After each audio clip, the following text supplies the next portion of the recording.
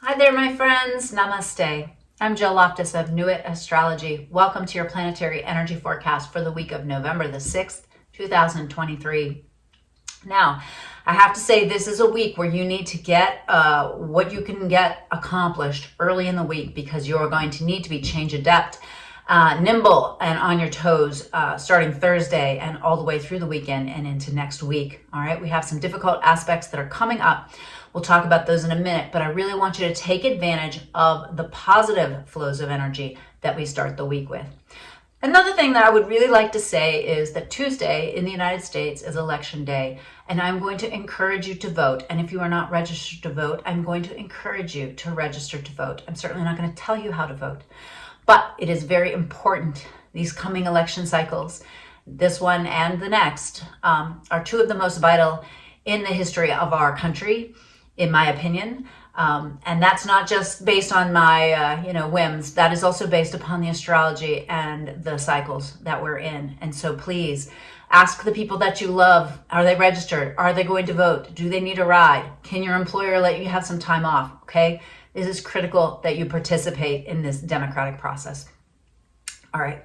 So we start the week on the 6th with a beautiful blend of energy from Venus, which is, she's in Virgo. She doesn't really dig being there, but, you can use it for fantastic analysis, right? Virgo vision is really a unique way of seeing the world and of being of service, right? And it's blending beautifully with Pluto, which is in Capricorn, right? So it's an earth trine, two earth signs flowing beautifully together. So what has broken down and needs to be reconfigured in that Capricorn area of life? Well, now you can apply that Venus in Virgo visionary process to it and see what practical steps you can take to initiate a change in that area of life. You're going to also have the benefit of Mercury, which is in the sign of Scorpio, right? Just, with absolutely no bullshit tolerance level, right? Very insightful, very direct, sending a beautiful trine as well to Neptune, right? It's big outer planet week activation, right? And so you're going to see some really big cycles in play. So this gives me some hope. Use this flow of energy between these two water signs in order to be inspired, in order to be creative, in order to see some new ideas and initiate some action on those ideas as well. On Tuesday, the 7th, we are keeping an eye on that because the Sun and Mars will come into that 3-degree connection, that we call a conjunction. Now, some astrologers consider, even a broader degree to be a conjunction. But my teacher would always say, when he was asked, what's the difference between destiny and karma? And he would say 3 degrees, because the 3-degree engagement really means that those energies have to engage. All right. And so this conjunction, the Sun coming together with Mars, both in the sign of Scorpio, Mars is really going to, I don't know, I'm still kind of waiting to see how this energy builds. For my membership, I have several Scorpios, and I'm really intrigued to see whether this coming together of Mars and the Sun in Scorpio will kind of be depleting or energizing, right? And you may feel that in the Scorpio area of life. It's a real highlight. There's going to be a desire to take action. There's going to be a desire to be vocal about that.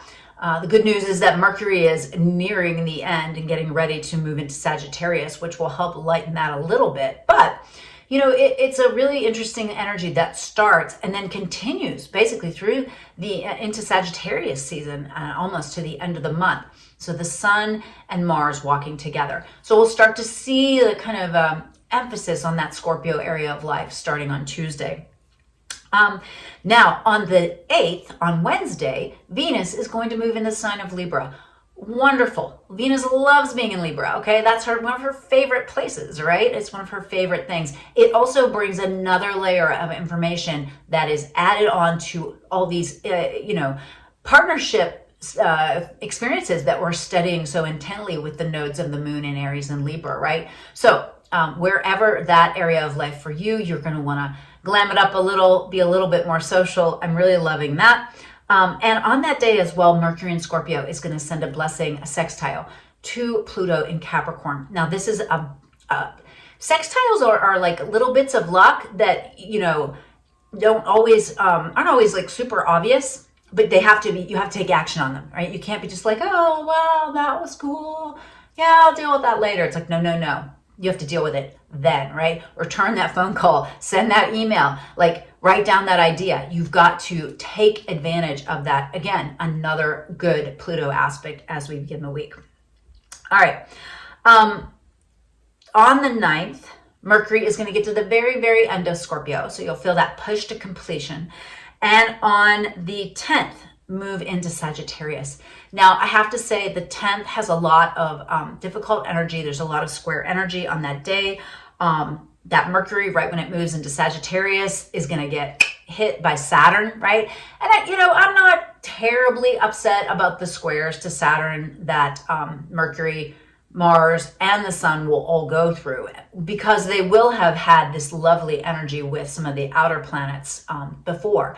But that Saturn will be like hitting a brick wall. It will be like, hey, reality hits the road. Like, okay, yeah, you had this great idea, right? Oh, you had this transformative experience, this thing you want to change. Well, now, how are you going to pay for it? What's the reality of it? So a little reality check on the 10th. So don't overschedule your day. And then on Saturday, watch, it's another long moon void day from 10 a.m. Eastern until 1:40 p.m. Eastern Standard Time. The moon will be void. So you're not going to get a lot of traction. Don't sign a contract. Don't make a big decision. But that is the exact day that Mars is going to stand across the sky from Uranus.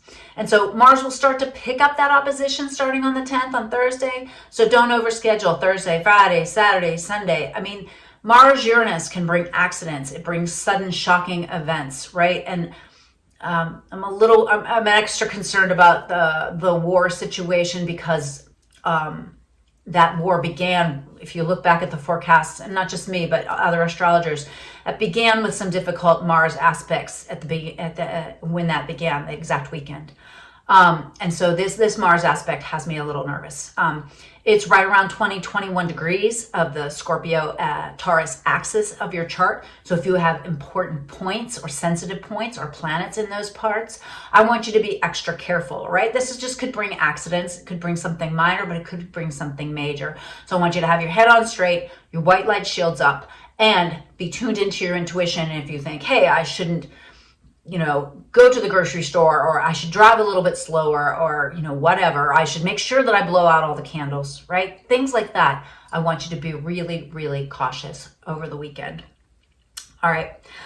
Sun and Mars really close together. Again, they're going to be really close together through November 29th. So if you feel that feeling of just almost agitation or desire to do something, make sure you think it through, especially because Mercury is newly in Sagittarius, and Sagittarius can kind of be a little bit of a fuck it, let's go. I'm not worried about the consequences. I have an idea and I want to do it, right? So back it down a little bit, think it through, make sure you're staying really grounded through all of these transits, because they are a little bit tense. It does help that at the end of the week, Venus begins to send lovely energy to Mercury.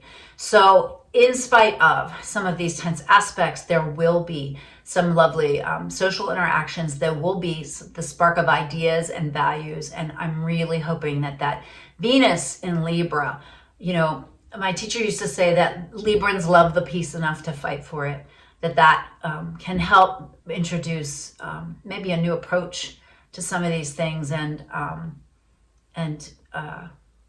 some wise people will fight for peace. All right, my friends. Well, the tarot, I've already done the tarot, and it really had opinions. One of the cards was the Tower, and so change, right? All is change, right? So stay grounded, stay wise, stay safe, and I'll see you in the tarot. Hello, my beautiful friends, and welcome to your Isis Lotus Tarot spread. We're looking at the week of November the 6th, 2023. So as you know, this spread can give you two different ways to work with the energy of the week. And this week is particularly next weekend, it's going to be a lot. So let's see what the cards have to say.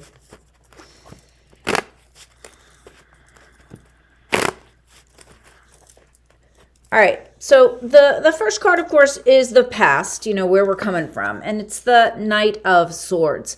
And so the Knight of Swords is definitely like, it was taking some kind of action that was like more of a mental action, more of like a different way of thinking about something. So that's where we're coming from. And then you, oh boy, we got the Devil. All right. So this shows that you're being consumed by something. So whether that's obsession about a person, a situation, it's a very Scorpio card and it's a very Scorpio week, right? Although this card is also really associated with Capricorn. And that's kind of interesting with the good Pluto vibes that we start the week with. But so you're really in this period of intensity and feeling things very strongly. If you have any kind of addictive tendencies, you've got to keep an eye on that, okay? Now, the environment that we're in, 5 of Cups, it's really easy to see the things that aren't working. We need to try to focus on what is. I know the world is a hot mess right now. And, you know, a lot of us are sensitive people and we're aware of that. We have to really concentrate and focus on the good things. As these things come together, we are Queen of Swords energy. So this means we have to be logical, rational, practical, and think things through, right? Really use your mind and your intuition, all right? So the key card of the future is the Strength card, all right? And so this is being a high vibe Leo energy. This is being compassionate, big-hearted, patient, all those things. Those are the feminine types of strength, right? And the opposing forces, we've got the Page of Cups, so the desire to start something that's emotionally fulfilling, or the Emperor, which is very interesting. So Emperor energy is definitely large, in charge. This is more of like a, you know, excitement, youthful energy, and this is a little bit more of a mature adult, like these are things that we have to do. All right. The near future, the Tower.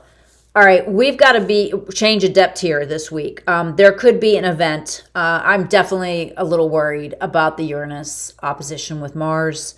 Over the weekend, for sure, that energy is volatile. So there will be some volatility, all right? And so then the modifiers for this, Page of Cups side, we've got the 2 of Pentacles. You need to be balanced. Don't overreact or oversteer on this one. With the Emperor side, we've got the Chariot, which says, why are you not moving forward, right? Okay, this event has happened, but you are ready to roll. You're ready to launch. You're ready to get going. If you're already to the Emperor stage of a project or something. Over here in Page of Cups, we've got the Ace of Wands paired with the 2 of Pentacles. So yes, this happens. This is change. Life is constantly change, right? But then we've got to approach it in a balanced way, but you need to start something, okay? And then over here with the Chariot and the Emperor, we've got the Tupac Shakur card, the walk away, leave the pieces on the floor and move on. 8 of Cups, which is really interesting because it's telling you need to start something, but you've got to let go of something else in the process. All right, over here on the Page of Cups, we've got the Hierophant. So this means if you are in this like a new initial phase of launching something, you might want to consider a more traditional route. You might want to consult with somebody, get some help, get some advice. Over on the Emperor side, we've got the Wheel of Fortune. These are some big cards coming up this week. This is a big week. Very karmic events, kind of whatsoever you have sown in the past, you will reap. Paired with the Hierophant, another major arcana, the Hanging Man. Okay, it's not going to come together right away, but you're putting the pieces in place. And then with the Wheel of Fortune, we've got the 5 of Wands, the argument card. There could be some internal conflicts about the result of this. You know what? It's always hard to be the Emperor, man. It's hard to be large. It's hard to be in charge. It really is. Okay, so but this is the one option, right, where you're taking charge, you're moving forward, change comes, you adapt, you move forward anyways, and you move on and away from something else. There's a karmic ending, okay? It's very karmic, and you may feel some conflict about this, but it's okay. It's okay. It's going to work out in the long term. The other way, we've got this like creation kind of energy. Again, you have to adapt to this event that occurs, but react in a balanced way, not too extreme, and start your vision. Move forward. Take action to fulfill this thing that you really want. Again, you may have to get some advice, and it may not come together immediately, but it will come together. All right. Wow. Looks like a fascinating week. Stay balanced, my friends. Bye.